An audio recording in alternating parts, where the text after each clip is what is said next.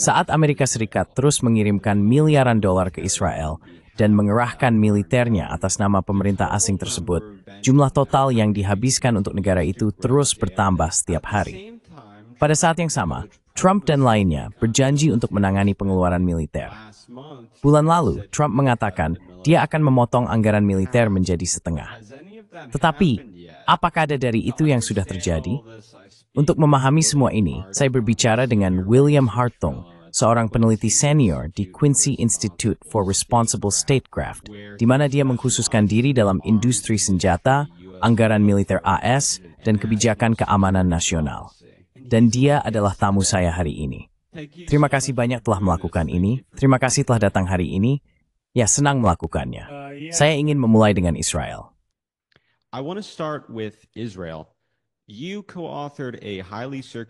Anda ikut menulis sebuah laporan yang sangat beredar untuk proyek biaya perang Universitas Brown akhir tahun lalu, yang mendokumentasikan jumlah keuangan yang telah diberikan dan dibelanjakan oleh pembayar pajak Amerika untuk Israel dalam periode 1 tahun setelah 7 Oktober. Pada saat itu, totalnya yang mencakup biaya penempatan militer AS atas nama pemerintah asing tersebut setidaknya mencapai 22,6 miliar. Dan Anda mengatakan setidaknya karena sulit untuk mengetahui total sebenarnya akibat berbagai manuver birokrasi oleh pemerintahan Biden yang menyembunyikan angka-angka tersebut. Nah, itu 5 bulan yang lalu. Sejak saat itu, AS telah mengumumkan banyak miliaran lagi yang dihabiskan untuk Israel dan terus membom Yaman atas nama negara tersebut juga. Berapa banyak yang Anda perkirakan telah dihabiskan oleh orang Amerika untuk Israel dari 7 Oktober hingga hari ini?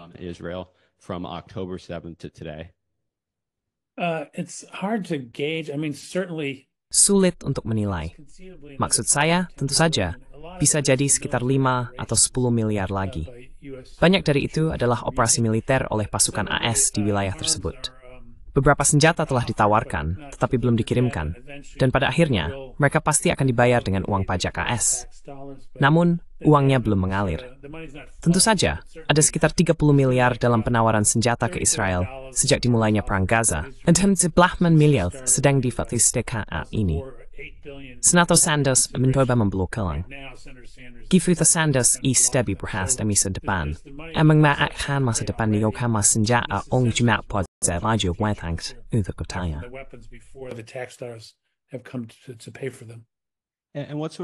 Existenza fertile privacy, apa yang gesut dalam dramatis membuat Getsems jauh lebih sulit untuk mentolak sebenarnya.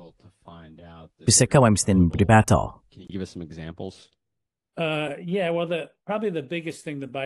Ya, mungkin hal terbesar yang dilakukan pemerintahan Biden adalah ada nilai tertentu dari sebuah kesepakatan yang harus dilaporkan ke Kongres. Jadi mereka memecah kesepakatan itu agar berada di bawah ambang batas tersebut, dan mereka tidak perlu memberitahu Kongres. The Washington Post mendapat kabar tentang hal ini, dan pada dasarnya, mereka telah membuat, Anda tahu, 100 kesepakatan senjata dengan Israel selama 5 atau 6 bulan pertama perang, yang tidak satu pun dilaporkan ke Kongres. Dan kemudian memiliki berbagai gudang senjata, termasuk satu di Israel, di mana mereka dapat mentransfer senjata dari sana.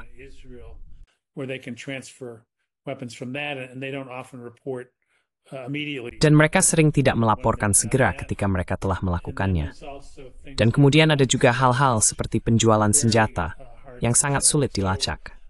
Jadi meskipun dengan cara yang aneh, sistem AS sedikit lebih terbuka daripada beberapa negara lain, hal-hal yang benar-benar ingin Anda ketahui sulit untuk ditemukan. Seperti kapan itu dikirim, bagaimana senjata tersebut digunakan. Itu adalah tugas terutama untuk jurnalis, orang-orang hak asasi manusia di lapangan. Dan Sengju, Pintas S, I'm peminjak, and I have recently sent you ditemiki informasi tersebut ke publik.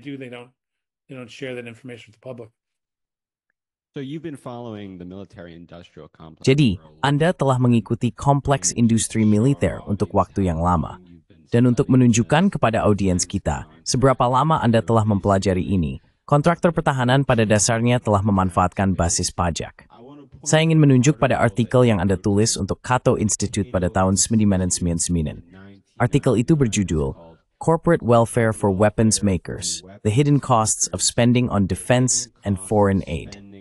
Pertama, Ramai Sektavai menjelaskan Abdul Kesejahteraan Korporat dan Bamai Pruthitour to Demain Muathon and Thoth.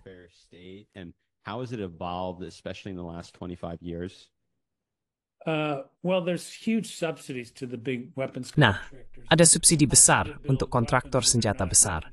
Seringkali untuk membangun senjata yang tidak membuat siapapun lebih aman, tetapi malah memicu dan mempercepat konflik.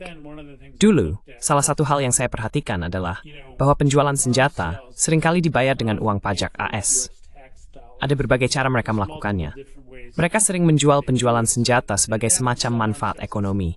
Tetapi sebenarnya, sebagian besar bantuan luar negeri kita kembali ke perusahaan besar. Misalnya, ketika Israel membeli dari Lockheed Martin, bantuan luar negeri kita ke Israel kembali kepada mereka. Jadi selain apa yang dijual Pentagon, banyak penjualan senjata dibayar oleh pembayar pajak.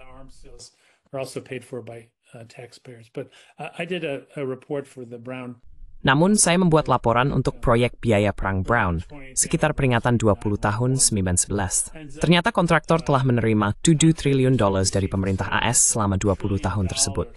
Dan 2 triliun diantaranya pergi ke hanya 5 perusahaan. Lockheed Martin, Boeing, Northrop Grumman, General Dynamics, dan Raytheon, yang sekarang menyebut dirinya ATX. Jadi sebagian besar dari pajak kita pergi ke perusahaan-perusahaan ini. Mereka mengusung sebagai dari itu, eksekutif mereka 20 juta per tahun, atau untuk menaikkan harga saham mereka sendiri.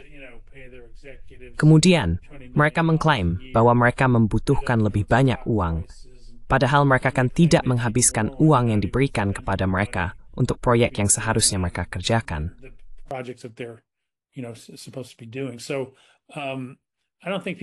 Jadi, saya rasa orang-orang tidak menyadari seberapa banyak uang yang mengalir ke perusahaan-perusahaan ini dan pengaruh yang mereka dapatkan.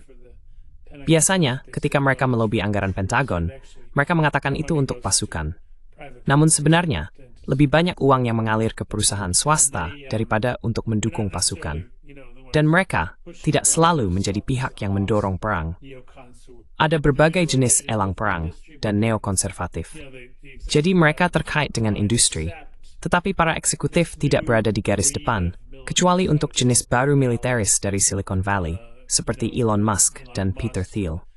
Mereka sebenarnya jauh lebih vokal tentang senjata mereka yang membantu kita mengalahkan China.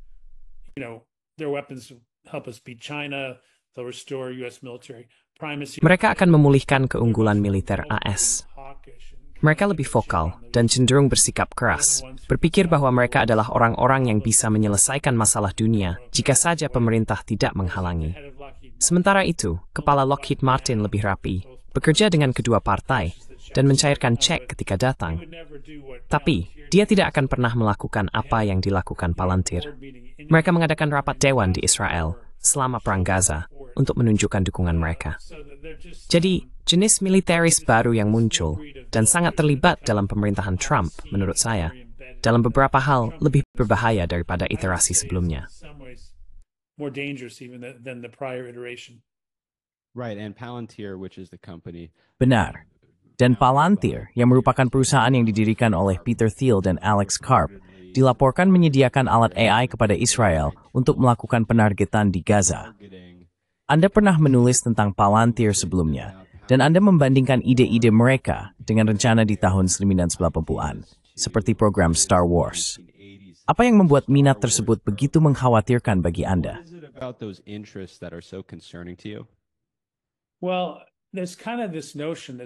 Nah, ada anggapan yang tampaknya sulit dihilangkan bahwa teknologi militer akan menyelamatkan kita. Kembali ke Vietnam, mereka memiliki sesuatu yang disebut medan perang elektronik, yang konon akan menemukan pejuang Viet Cong di hutan, menargetkan mereka, dan sebagainya. Viet Cong menemukan langkah-langkah penanggulangan yang sangat sederhana, dan mereka harus membuang seluruh sistem itu. Kemudian Reagan berkata, "Oh, kita akan memiliki perisai yang tak tertembus, Star Wars, yang akan melindungi kita dari segala jenis rudal yang dimana saja." Ternyata itu tidak mungkin. Edward Teller, bapak bom Hatch, bahkan memiliki ide bahwa Anda bisa menempatkan laser di luar angkasa yang akan menghancurkan rudal yang datang.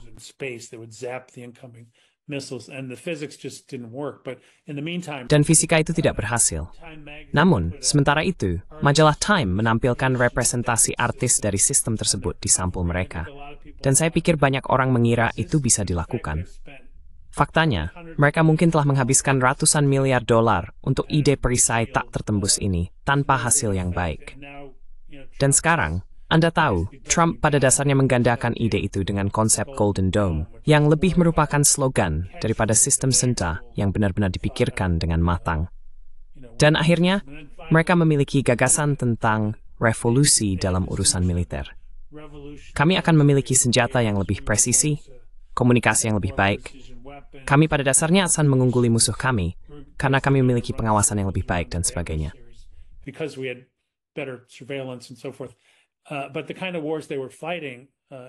Tetapi jenis perang yang mereka lakukan di Irak dan Afghanistan itu tidak menentukan. Itu merugikan banyak orang, tetapi tidak mengalahkan orang-orang yang mengetahui medan lokal, memiliki moral yang berbeda, pendekatan yang berbeda. Anda tahu, mereka menggunakan hal-hal seperti alat peledak rakitan, yang merupakan semacam tindakan balasan sederhana. Jadi, hampir setiap kali mereka mengatakan, oh ya, teknologi ini akan membuat perbedaan. Pada akhirnya faktor manusia, faktor sosial, faktor politik, semacam menghalangi gagasan bahwa itu akan terjadi. Dan orang-orang Silicon Valley sekarang menjual argumen yang sama. Dan saya pikir itu akan memiliki hasil yang sama. Anda tahu. I want to go back to your article from 1999. Saya ingin kembali ke artikel Anda dari tahun 1999 di Cato Institute, karena saya pikir banyak tema yang Anda jelajahi terus relevan hingga hari ini. Anda menavigasi miliaran dolar yang diterima kontraktor pertahanan dari pemerintah Amerika pada saat itu, dan menjelaskan kubangan kepentingan lobby yang mendorong penjualan militer asing. Salah satu aspek yang Anda singgung adalah peran eksekutif industri senjata seperti Bruce Jackson, yang merupakan wakil presiden di Lockheed Martin. Sementara Jackson adalah eksekutif di Lockheed Martin. Dia juga presiden dari Komite AS yang sangat berpengaruh untuk memperluas NATO. Dan hubungan semacam itu antara kebijakan luar negeri Amerika dan kepentingan kontraktor pertahanan jelas berlanjut hingga hari ini. Maksud saya, Menteri Pertahanan terakhir kita adalah seorang eksekutif Raytheon. Seberapa berpengaruhkah eksekutif pertahanan ini dalam mempengaruhi kebijakan luar negeri AS? Dan apakah jumlah pengaruh yang dimiliki kontraktor pertahanan tersebut berubah tergantung apakah presiden dari Partai Republik atau Demokrat?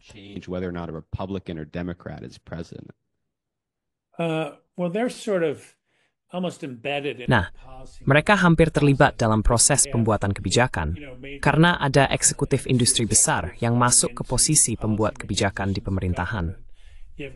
Ada pejabat pemerintah yang pergi untuk melobi perusahaan-perusahaan ini dan semacam memaksa rekan-rekan lama mereka untuk memberikan kesepakatan yang baik. Ada orang-orang yang terikat dengan industri yang melayani di komisi pemerintah yang membentuk kebijakan. Mereka juga mendanai lembaga think tank yang membantu menetapkan perdebatan di Washington. Jadi saya akan mengatakan pengaruh mereka sama besar atau lebih besar daripada ketika saya menulis dulu. Terutama dengan strategi PR mereka yang berdiri sedikit menjauh. Setidaknya perusahaan-perusahaan besar membiarkan think tank yang agresif membuat argumen.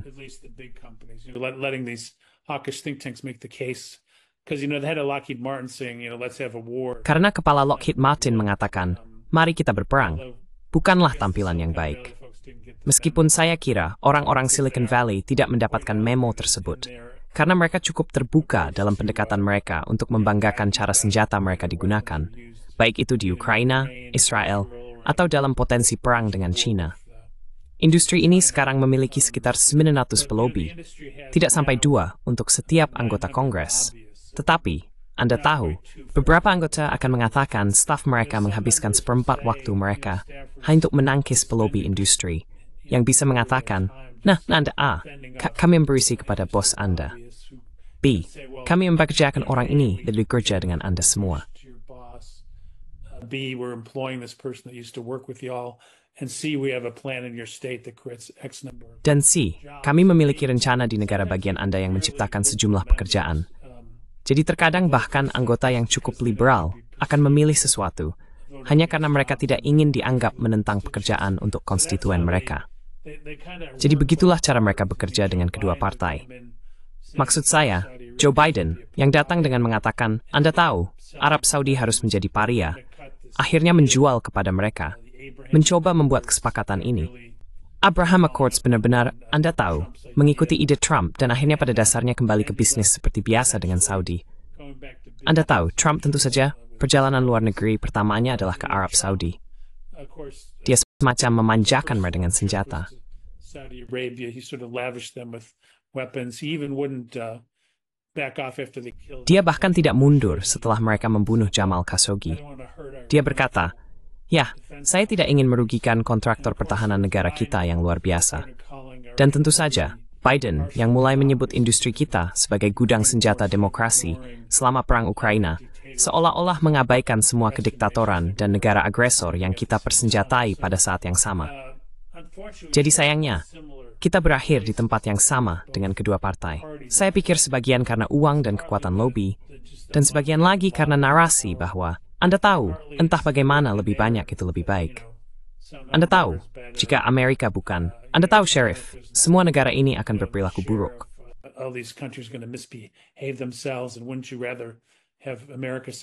Dan bukankah Anda lebih suka Amerika yang menetapkan aturan daripada China dan sebagainya? Tapi itu mengandaikan bahwa Amerika mengikuti aturan, yang tentu saja kita tidak. Maksud saya, siapapun yang menjual kebijakan yang memungkinkan pembantaian di Gaza, yang kemudian berbicara tentang tatanan berbasis aturan, seharusnya ditertawakan. Maksud saya, mereka tidak memiliki kredibilitas lagi. Tapi sayangnya, dalam sistem kita, itu tidak selalu berjalan seperti itu. Banyak pendukung perang Irak sekarang dihormati pakar. Ada ingatan yang pendek, dan Washington memiliki pandangan dunia yang sangat sempit, yang perlu menurut saya dibuka jika kita ingin mengurangi pemborosan uang dan kebijakan agresif ini.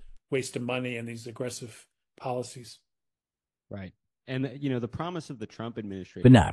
Anda tahu, janji pemerintahan Trump adalah untuk mengakhiri perang-perang ini, menggunakan DOGE untuk mengekang pengeluaran diskresioner, di mana pengeluaran militer sekitar 60%. Dan untuk sesaat, tampaknya beberapa dari itu mungkin terjadi. Trump mengatakan dia akan memotong anggaran Pentagon menjadi setengah bulan lalu. Namun, itu belum terjadi. Sebaliknya, Kongres mencoba menambahkan 100 miliar dolar ke anggaran Pentagon. Dan sungguh, saya pikir menambahkan miliaran dolar ke anggaran Pentagon adalah sesuatu seperti praktik keagamaan di Kongres. Ini semacam acara tahunan. Tetapi bagaimana Anda membandingkan janji Trump untuk menghadapi negara kesejahteraan korporat bagi kontraktor pertahanan dengan apa yang sebenarnya telah dia dan DOGE lakukan sejauh ini?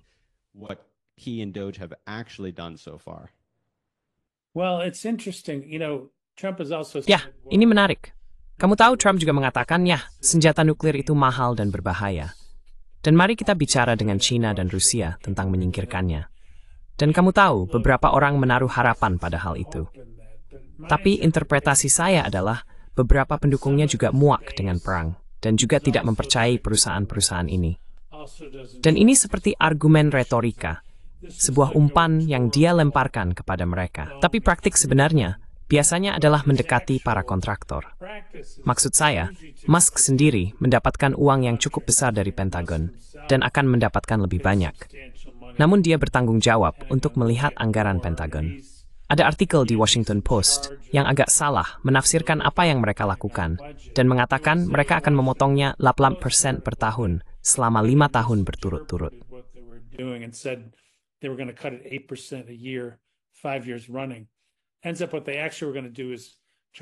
Ternyata yang sebenarnya mereka akan lakukan adalah mencoba menghemat 8% di departemen tertentu di Pentagon, menghabiskannya untuk senjata yang berbeda, bukan menurunkan anggaran utama, hanya memindahkan uangnya. Dan kemudian tentu saja, seperti yang Anda katakan, Kongres akan menambah di atas itu. Dan saya pikir seluruh gagasan bahwa ini tentang efisiensi adalah semacam cerita penutup yang tipis. Maksud saya, mereka pada dasarnya menghancurkan sebagian besar pemerintahan sipil dan membiarkan Pentagon tidak tersentuh. Dan jika mereka tentang efisiensi, secara teori, mereka akan seperti, ya, program mana yang bekerja, mana yang tidak. Mereka tidak akan mengambil badan bantuan utama pemerintah AS, mengurangi dari 10.000 karyawan menjadi 300 dalam hitungan bulan. Jadi ini benar-benar, sampai tingkat tertentu, serangan ideologis terhadap fondasi pemerintahan sipil dan demokrasi dengan kedok efisiensi.